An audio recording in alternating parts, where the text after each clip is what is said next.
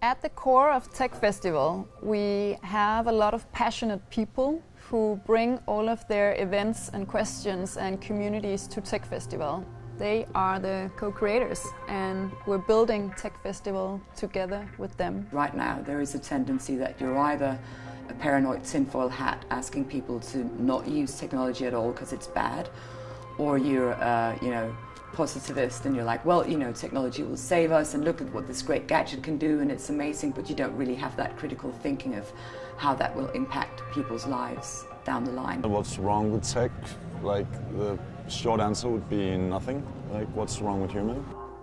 I think that tech today is dissociating from social progress and that it's basically governed by a few Silicon Valley monoliths. And I think that tech should be governed by social democracies. One of the big problems with technology is also the lack of critical thinking before we make stuff.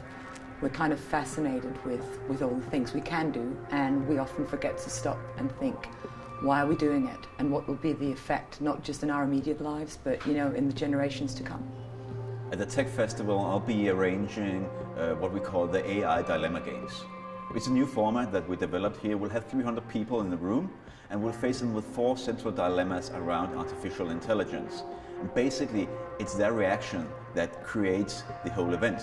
We're also working with a fashion designer out of London who has created a mixed reality experience.